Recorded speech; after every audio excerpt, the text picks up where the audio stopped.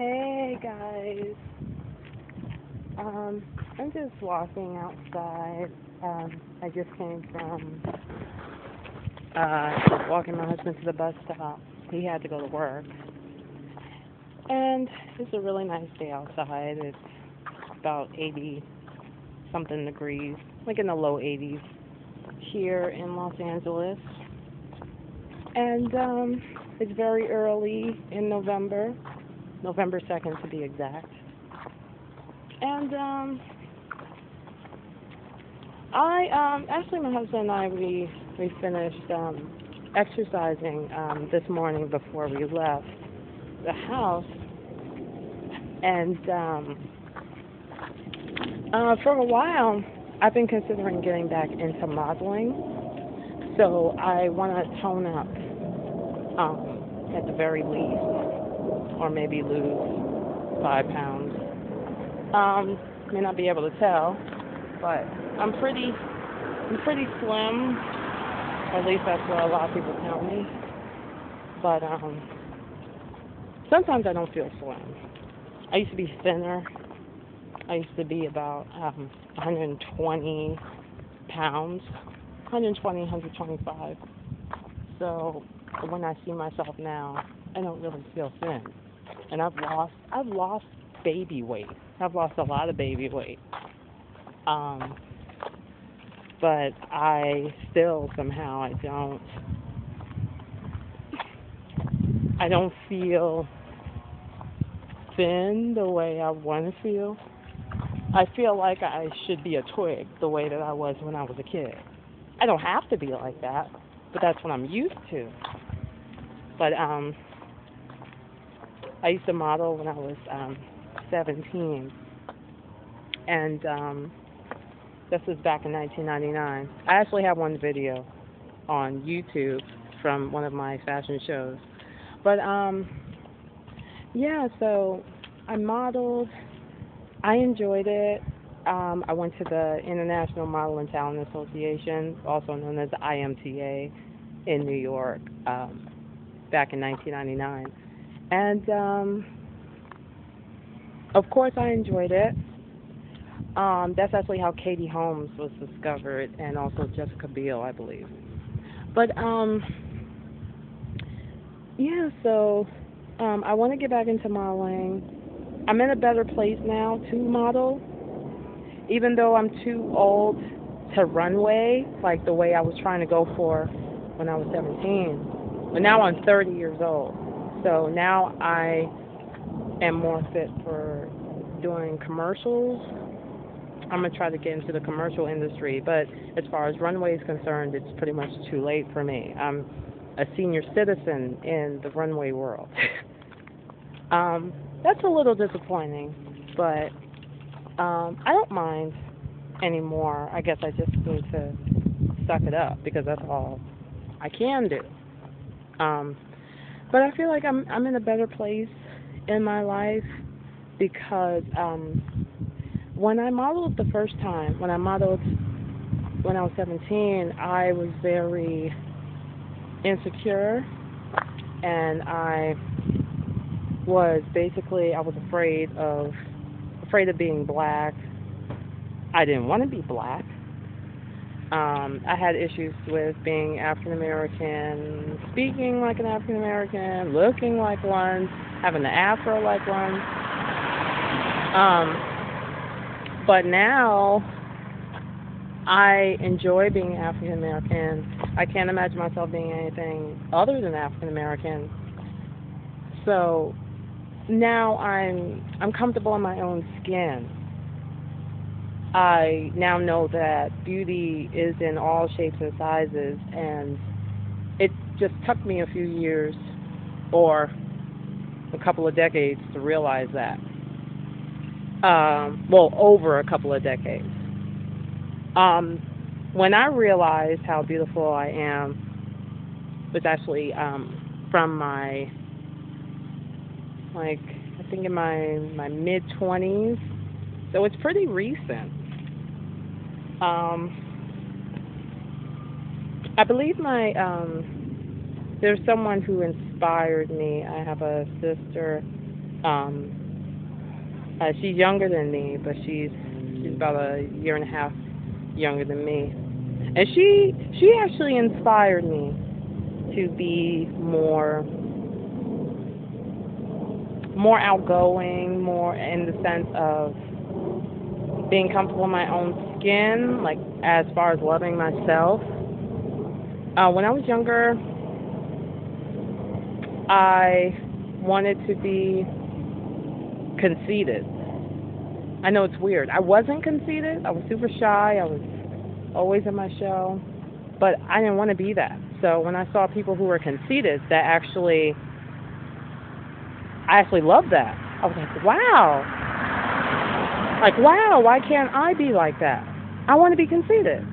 That's how I was thinking when I was a kid.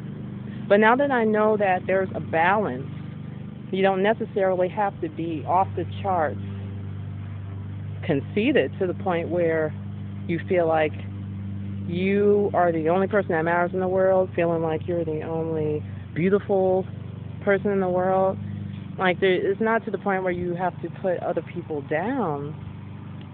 You feel beautiful in a way that you make yourself feel beautiful, you tell yourself you're beautiful, and you make other people around you feel like they're beautiful as well.